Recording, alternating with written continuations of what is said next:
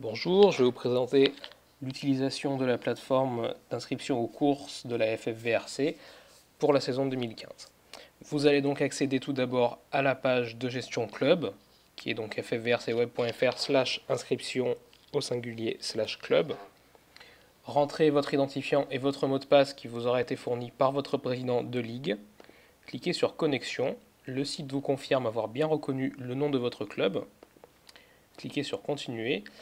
Comme c'est votre première connexion, vous allez devoir rentrer votre adresse email PayPal, Cliquez sur enregistrer, modification enregistrée, cliquez sur retour à l'accueil et vous accédez donc au tableau de bord. À partir de la deuxième connexion, vous arriverez directement sur cette page-là. Vous voyez donc le rappel de votre email PayPal que vous pouvez modifier et je vais vous montrer comment ajouter une course. Vous allez donc choisir la date de la course, un petit calendrier s'affiche, et la date de clôture des inscriptions, sachant que les inscriptions sont closes le jour que vous avez sélectionné à minuit, donc à 23h59 en fait. À partir du 21 février, dans ce cas présent, il ne sera plus possible de s'inscrire.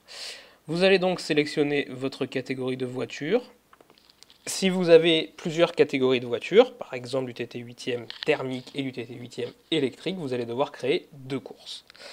On va donc créer une course TT 8e thermique qui propose de la promo, de l'open et éventuellement du cumul P plus O avec une inscription donc à 20 €. On va valider tout ça. La course est enregistrée, on retourne à l'accueil. Vous pouvez donc là voir la liste des courses que vous avez saisies dans votre club, éventuellement la supprimer si vous avez fait une erreur ou ajouter, vous allez revenir au même endroit. Et vous allez pouvoir voir la liste des inscrits à une course. Actuellement, aucun pilote inscrit à cette course. Vous pouvez forcer l'inscription d'un pilote en saisissant son numéro de licence. Attention toutefois, à partir de cet écran-là, il n'y a aucun contrôle sur le numéro de licence, il n'y a aucun contrôle. Vous êtes libre de forcer une inscription d'un pilote, c'est ce qu'on va voir là. On rentre éventuellement donc la catégorie qu'il a choisie, la catégorie de voiture, son numéro de puce, et de Giga 4. Inscription enregistrée, et là donc vous allez voir apparaître l'inscrit en question, sachant qu'il n'a donc pas payé. Vous pouvez cliquer sur non pour valider son paiement, vous pouvez cliquer sur le petit X pour supprimer l'inscription, ou sur son numéro de licence pour modifier cette inscription. Il est donc bien précisé ici qu'il s'agit d'une licence organisateur, donc normalement il ne devrait pas pouvoir faire cette course, mais comme ça a été saisi manuellement par le club, il n'y a pas de vérification. Cette page vous présente aussi une adresse web publique que vous allez pouvoir communiquer aux pilotes, diffusés sur les forums, sur votre site, peu importe, qui recense donc toutes les inscriptions validées, c'est-à-dire payées. C'est pour ça qu'actuellement il n'y en a pas. Si je valide le paiement de mon inscription, que j'actualise, le pilote apparaît comme inscrit à ma course.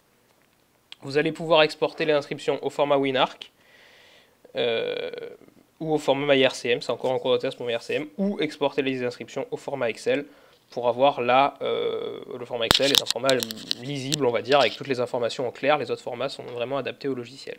Et une fois que vous avez fini de gérer vos inscriptions aux courses, vous vous déconnectez de votre espace club, et le site vous confirme bien la déconnexion. Voilà pour l'utilisation et la gestion de la plateforme d'inscription en ligne pour les clubs.